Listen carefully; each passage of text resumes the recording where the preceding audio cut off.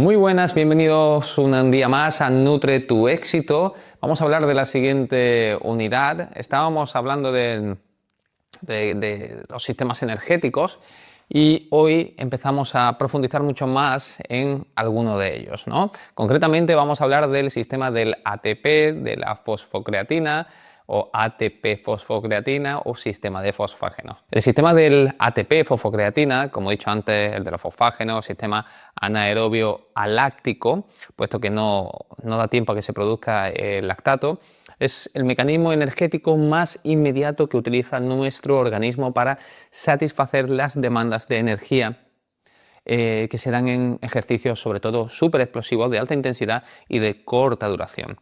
Este sistema es fundamental para, como digo, actividades tipo series muy poderosas de CrossFit, entrenamiento de fuerza súper intenso o casi siempre se pone el ejemplo de los 100 metros lisos en una disciplina atlética, ¿no? En una competencia atlética. Este sistema energético tiene las siguientes características. En cuanto a la duración y potencia, proporciona energía rápidamente, pero su capacidad es limitada.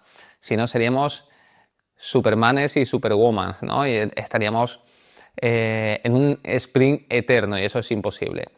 Como máximo, aproximadamente estamos hablando de unos 10 segundos, donde nuestra máxima potencia va a ser empleada y la energía va a venir de ese sistema del ATP y de la fosfocreatina. Como dice su propio nombre, utiliza adenosin trifosfato, todos conocidos como ATP, y la fosfocreatina, también conocida como PCR.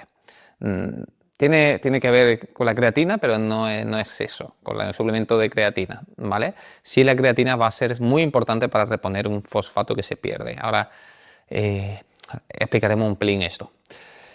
Bien, el ATP y la fosfocreatina se encuentran almacenados en el músculo esquelético, o sea, el músculo que todos conocemos como el músculo de contracción voluntaria, que es el que utilizamos pues, cuando estamos haciendo cualquier ejercicio, cuando vamos caminando simplemente. Luego están los de contracción involuntaria, como por ejemplo el corazón, que nadie le dice al corazón que lata y lo hace por sí mismo, ¿no? Pues en esta ocasión hablaremos del sistema glucolítico anaerobio, también conocido como el sistema del lactato. El sistema glucolítico anaerobio, también conocido como he dicho sistema del lactato, es una de las principales vías que el cuerpo utiliza para generar energía durante el ejercicio. Es súper utilizada, ya que todos los ejercicios, una vez pasan el sistema de los fosfágenos, tienen que pasar por ahí. Este sistema se activa predominantemente en actividades de alta intensidad y de corta duración también, porque es capaz de generar muchísima energía. Y su duración pues, va a estar, aunque ahora lo comentaremos, entre 10 segundos y 2 minutos. Características principales de este sistema, pues bueno, como fuente de energía utiliza glucosa, la glucosa almacenada en los músculos en forma de glucógeno sobre todo. Y esto se da pues, mediante la descomposición de la glucosa a través de una serie de reacciones químicas para producir ATP. Y esto también se da, como en el de los fosfágenos, sin necesidad de oxígeno. Lo que pasa es que aquí dura un poquito más. También se genera energía un pelín más lento que en el otro. Entonces, este proceso, que ya sabéis que es conocido también como glucólisis anaerobia, ¿vale? Es decir, glucólisis se podría decir que es reducción o destrucción o corte de glucosa sin presencia de oxígeno. Otra de las grandes diferencias con el sistema de los fosfágenos es que aquí sí se produce el lactato, como dijimos anteriormente. Este subproducto se produce como subproducto de este proceso y este lactato ya sabemos que, a diferencia de lo que se pensaba antiguamente, ahora ya por suerte ya no, la creencia popular sigue pensando que el lactato es un desecho perjudicial y no es así. De hecho, el cuerpo lo reutiliza y se puede incluso entrenar esta reutilización y vuelve a servir para generar energía. Es decir, el lactato se recicla para volver a generar energía y desempeña unas funciones muy importantes. Pero, como digo, todavía se le sigue llamando cuando un deportista está bloqueado de piernas, por ejemplo, cuando están haciendo algo en plan pruebas como los 400 metros o algo así. todavía se dice eso de tengo el láctico a tope en las piernas, ¿no?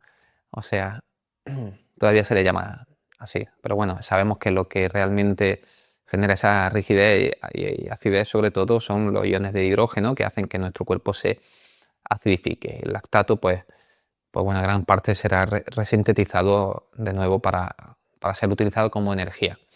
Aquí vamos a hablar ya del glucolítico aerobio o glucólisis oxidativa, donde sí habrá azúcares o dependeremos más de los azúcares o se da con azúcares. Y también el segundo sistema oxidativo lo llamaremos el metabolismo de las grasas como sustrato energético principal. El sistema oxidativo, por tanto, también es conocido como sistema aeróbico, por lo que he dicho antes de que se da en presencia de oxígeno. Es la principal vía de producción de energía durante las actividades de intensidad moderada, vamos a llamarlas así, zona 2 y tal, y de larga duración. Son intensidades que podemos mantener durante mucho más tiempo. Este sistema se activa cuando la demanda energética se extiende más allá de las capacidades de los sistemas anaerobios o que no tienen oxígeno, por tanto más allá de esos 2-3 minutos. Sus características principales de estos sistemas oxidativos es que van a utilizar los dos sustratos energéticos, glucosa y grasas, en presencia de oxígeno, y también como nota a destacar o punto importante, serán también los predominantes cuando estemos, por ejemplo, en una fase de ayuno, sobre todo el metabolismo de las grasas, siempre y cuando no estemos prácticamente haciendo deporte o haciendo un deporte muy bajito. Y el glucolítico aerobio cuando empiece a aumentar la intensidad, pero siempre sin pasar de esa aproximadamente zona 2, aunque esto no es del todo así, porque con entrenamiento se puede llegar a mover un poquito la utilización de los sustratos energéticos, y donde antes se utilizaba mucha glucosa se empieza a utilizar también grasa. Lo veremos en el tema de la flexibilidad metabólica. Por tanto, aquí el proceso, lo que ocurre es que la glucosa y las grasas se oxidan en presencia de oxígeno y dentro de las mitocondrias, de las famosas mitocondrias que ya estuvimos hablando, en las células musculares, produciendo ATP a través de procesos como el ciclo de Krebs y el proceso de cadena de transporte de electrones, respectivamente. Aquí, en cuanto a la producción de ATP, aunque la generación de este sistema es muy lenta, mucho más lenta que los sistemas anaerobios, sí que se es capaz de producir una cantidad significativamente mayor de ATP. Lo que lo hace ideal en esfuerzos prolongados, pues obviamente pues maratones, ultradistancia, carreras, salidas con la bicicleta, etcétera, etcétera, etcétera. Y es muy importante, cuidado, diferenciar la terminología, es súper importante no confundir sistema glucolítico aerobio, que estamos hablando de glucosa, es decir, de azúcares, con sistema oxidativo, que es que a veces se confunde y cuando se habla del sistema oxidativo solo se le hace caso a este glucolítico aerobio, pero no es así, porque aquí también, como he dicho, en los sistemas oxidativos entra también la oxidación de grasa, por tanto serían dos grandes bloques, como hemos dicho. Bueno, y ponemos algunos ejemplos de actividades, aunque ya he dicho unos cuantos, también en las pruebas de atletismo de 5.000, de 10.000 metros. Aquí el sistema glucolítico aerobio seguramente va a ser el que predomine, ya que la intensidad alta, no tanto como cuando un 800, por ejemplo, pero sí es verdad que hay que mantenerla durante X minutos, y entonces aquí el protagonismo será para este sistema en presencia de oxígeno suficiente. Lo mismo ocurre en las etapas largas de ciclismo. Seguramente aquí sea principalmente el glucolítico aerobio y también algo de metabolismo de la grasa cuando la etapa va más tranquila, en las pruebas de natación largas, en algunas fases de los deportes de equipo, cuando vamos recuperando, cuando se va trotando, ¿vale? Así que, como veis, se utiliza en muchos deportes.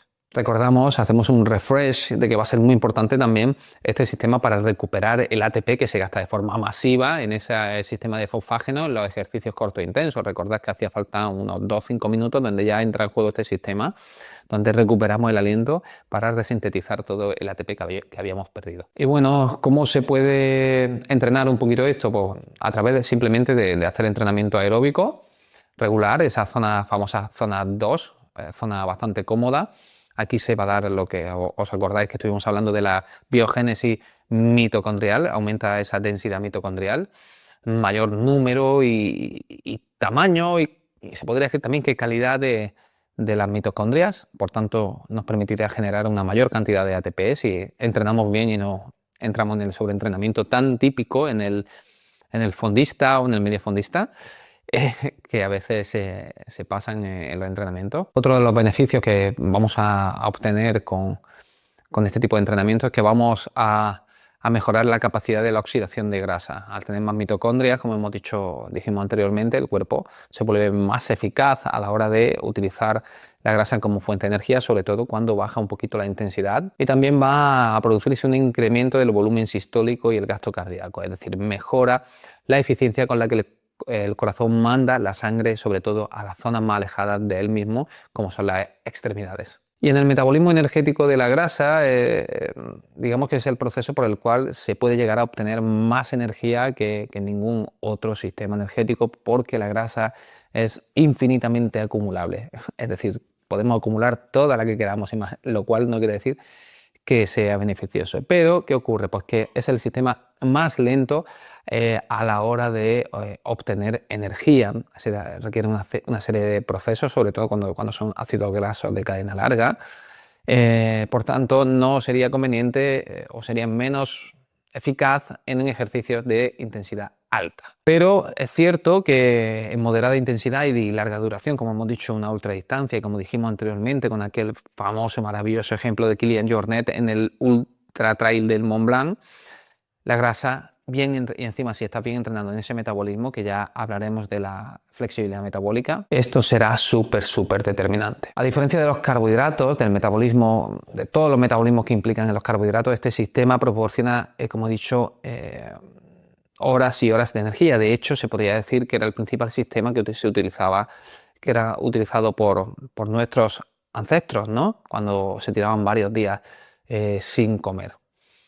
Y dentro del metabolismo de la grasa podemos destacar que hay dos grandes procesos, ¿no? Y se tienen que dar dos procesos para empezar a utilizar esa grasa, sobre todo la que tenemos almacenada.